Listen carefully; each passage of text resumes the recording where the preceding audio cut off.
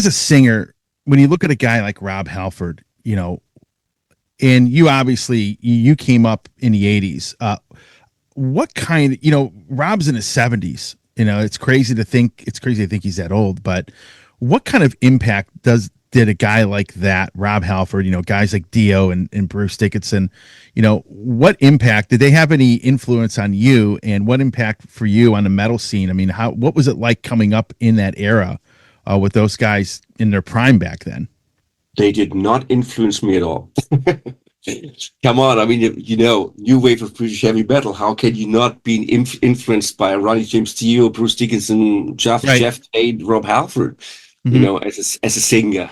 But it's a certain style, Tony. It's a certain style. And if you're going into belting, Dio never did this kind of belting. He always had a high chest voice. Hmm. But the belting stuff is linked to Jeff, Tim, Rob.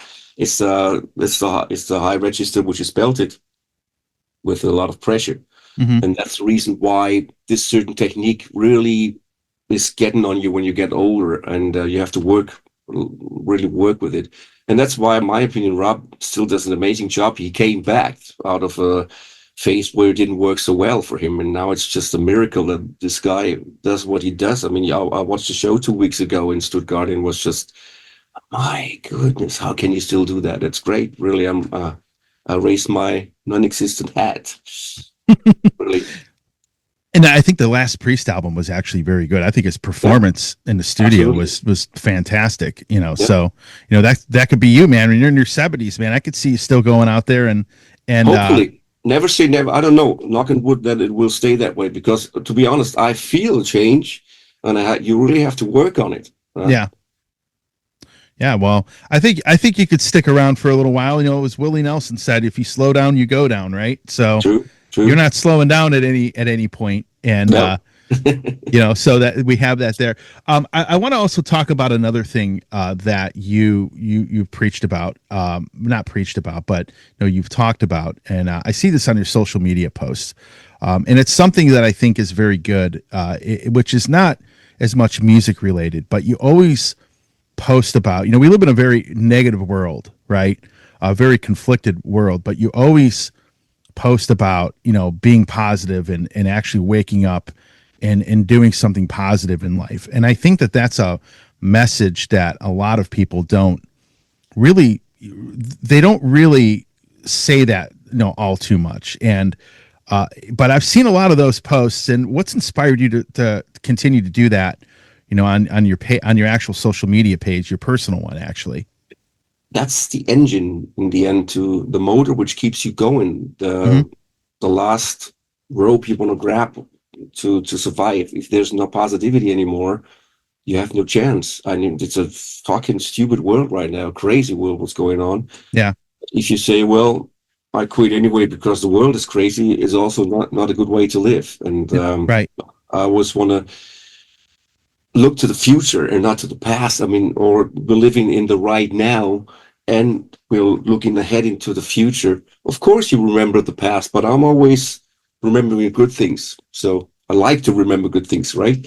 So that's the positivity I want to keep for myself, to continue doing what I do. And this is no matter what you do, no matter which genre, which work you do, whatever you do in life, keep being positive. Yeah. So it's easy to say. I mean, I know if you got a lot of problems going on, and I'm not the guy not having no problems. So that would be a lie too. But let's just present the good things. Why being bitching and whining on social media makes no sense at all. Yeah. Well, speaking of positivity, I want to say that the record label you're on, I think, does a pretty good job. Yeah. They've really embracing social media a lot more. The young lady that does a lot of the publicity, the publicist you have here in the States, actually. But I really, even all of the other labels that are associated with RPM, Perception, Roar, all of them are very interactive, but they're very, very positive in promoting the bands. And I'll be Mhm. honest with you, I've dealt with this for almost 30 years, and I think they've done a great job. How do you feel? What's it like for you feeling? how do you feel about how they've promoted the band? Because I can tell you that Primal Fear over the years has not exactly. You've had great times where you know the publicity was great. There were times where I thought the people promoting you really underperformed, and but I feel like when I listen to this album, like we just talked about positivity, I just feel that's the one thing I think I like about the album. It's easy to listen to because I think it's very positive, but the label is really doing a great job and really going out of their way to promote you guys more than I've seen in quite a long time from a lot of other people. If you have a bunch of people who are also loving the genre, Mm-hmm. it makes it much more easier. And of course, we have our meetings, so Mm-hmm. we talk about things, and we are also pushing people. But they love to do what they do. It's just a matter of, you know, how they combine things in terms of you got to plan things and so forth. And I know they have not only us as a band, so they have to, of course, plan things and have to schedule stuff. Yeah. So anyway, so that exactly what you say. We're happy now where we are, and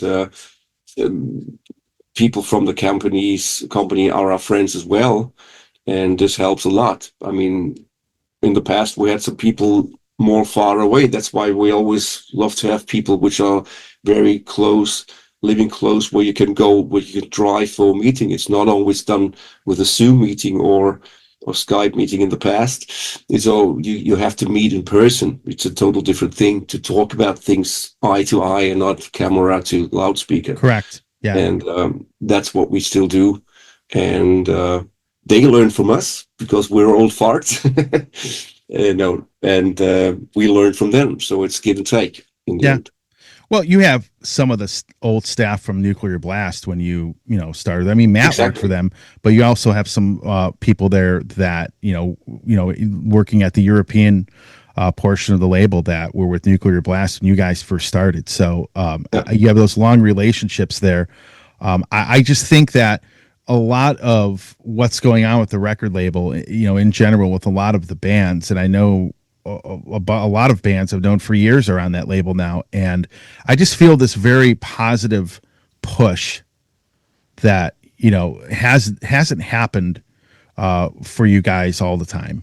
True. So we can feel it too. So now we're starting to do the interviews. We have this, like you say, the young lady working for us, scheduling it, giving us hell, which is good because promotion is always good. So it's a good combination to the new album. Hey everybody, Tony here from the Metal Command podcast. Again, I appreciate your support. Since 1998, I have hosted this show in one form or another, starting off in radio and now in the podcast format. Again, thanks for watching, and if you like what you see and hear on this show, by all means, please hit the subscribe button, hit the little bell to be notified anytime I do post a video, and if you see this program on any other form of social media, please give me a follow there. Again, I always appreciate your support.